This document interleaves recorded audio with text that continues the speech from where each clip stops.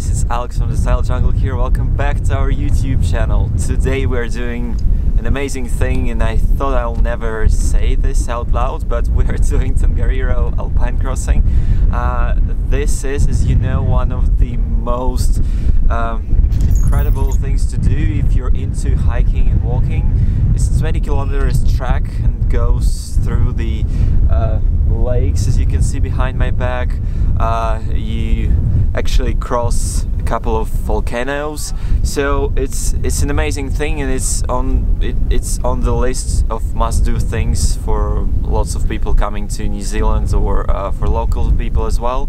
So we're extremely excited about this. So our journey to Tongariro started here at the National Park village, and we took a shuttle from here, from our motel, to the start of the track.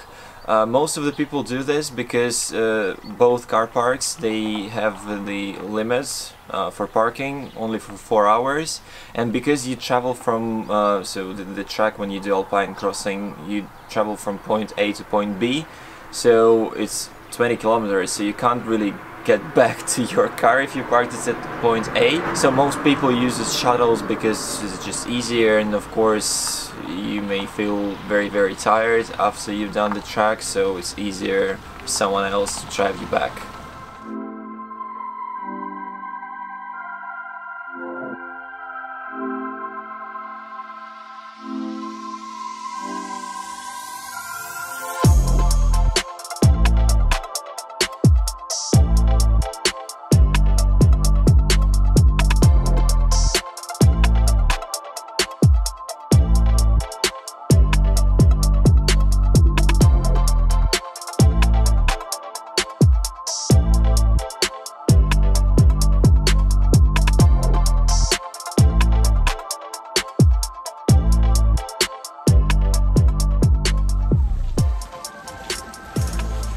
So we are almost in the beginning of our adventure here in Tongariro. We're doing the crossing, so it's gonna take us approximately 7 hours to complete the whole track. Maybe longer, because it's approximately 20 kilometers from point A to point B, and this is probably the longest track. Not probably, this is definitely the longest track we've ever done. So yeah, this is a very interesting experience.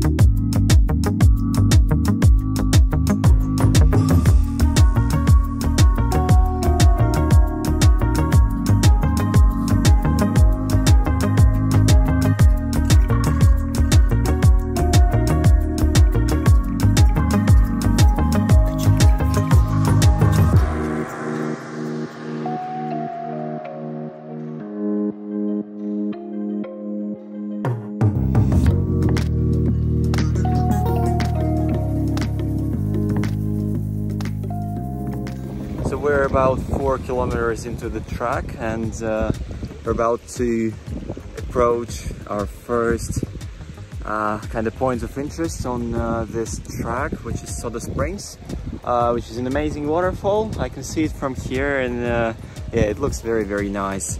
So a couple of impressions. The track from the beginning is actually quite good. It's sealed nicely. The weather is probably not the best because it's quite foggy. It's not cold, but there were a couple of showers already, so yeah, the weather is tricky. You know, it's possible that it's gonna be quite cold as well as we approach some of the volcanoes. But yeah, at the moment it's quite nice. The views are amazing. This foggy, kind of misty atmosphere is actually quite nice as well. It's a very nice experience.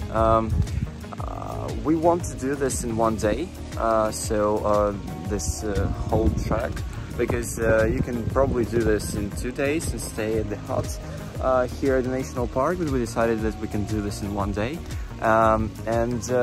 Yeah, so far so good, and I'll keep you updated.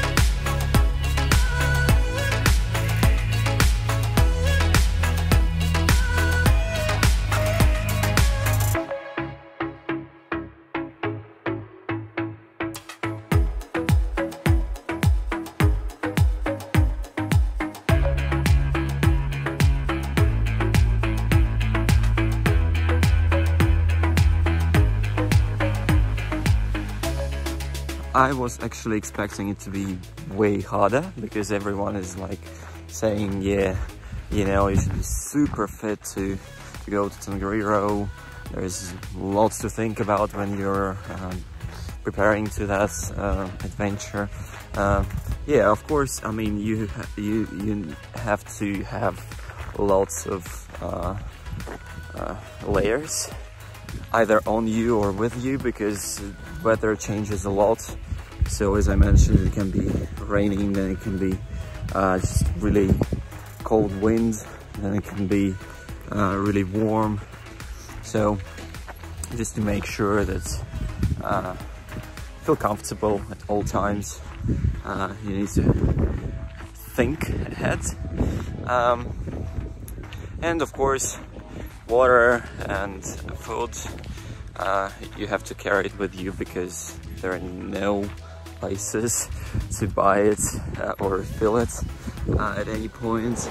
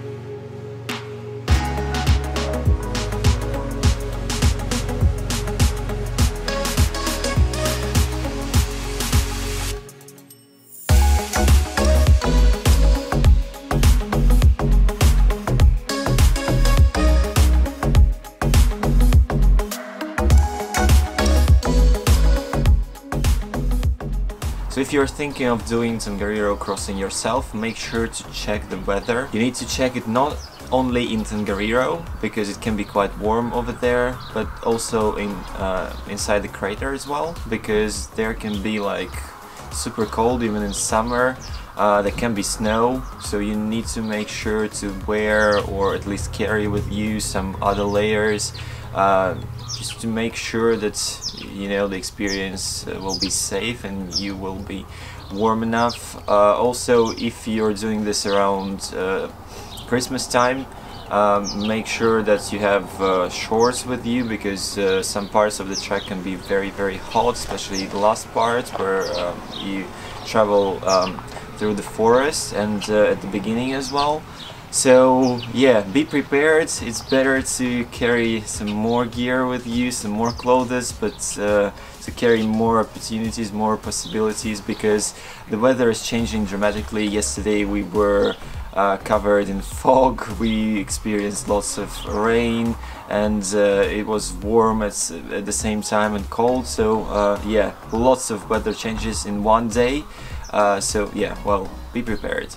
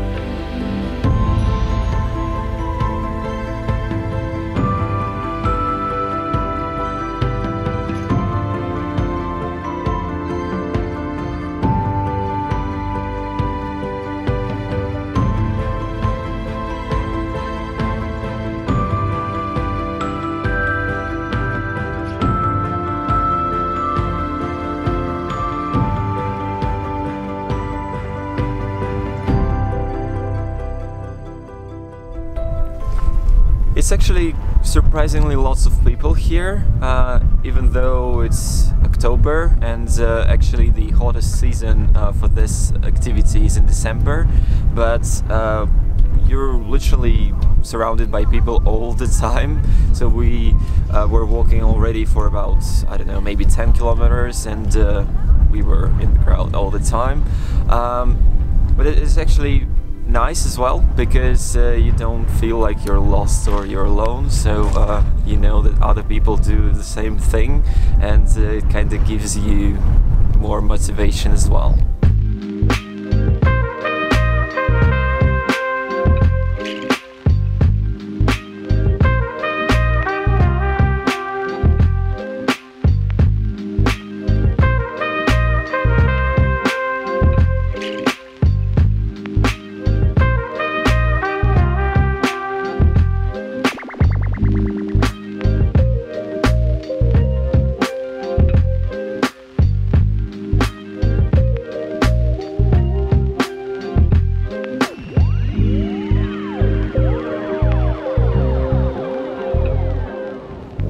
So guys, quick update.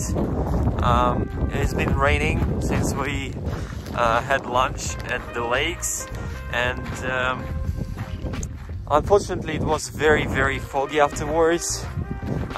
It was very nice though. Just feels like we're missing out on something, and definitely when there is small gap between those clouds you can see stunning views. But yeah, at the moment it's raining. It's still 7.4 kilometers to go, and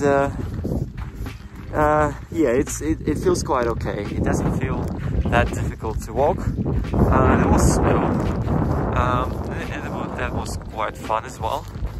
But now we're going downhill, and as you can see, I'm wearing all the clothes I have because it was quite cold, and it's definitely very, very wet now.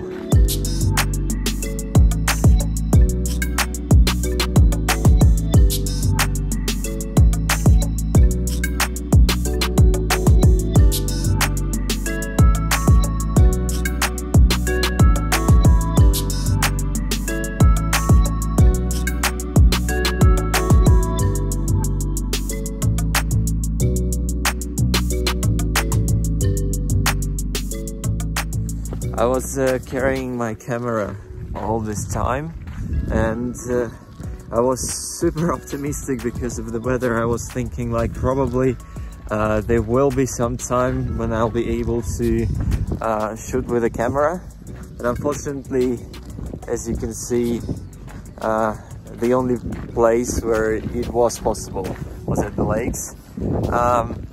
So now I have to use my iPhone most of the time because it's waterproof, and it's just easier to carry it and filming in these conditions. So it's good that we have this technology available for us, even in difficult, challenging conditions. We still can shoot some footage, and yeah, that's great. It wasn't possible, let's say 5 years ago. So that's really, really good. And this is the bright side of this situation. But yeah, it would be definitely better to film it with a professional camera and see those beautiful views. But maybe some other day.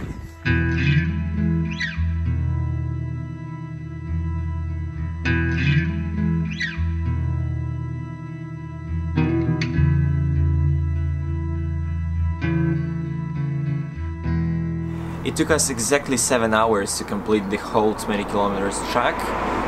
Of course, there are people who can do this much faster than us, but we were just walking regular pace, not very slow, not very fast. We had a lunch break near the lakes for about maybe 20 minutes.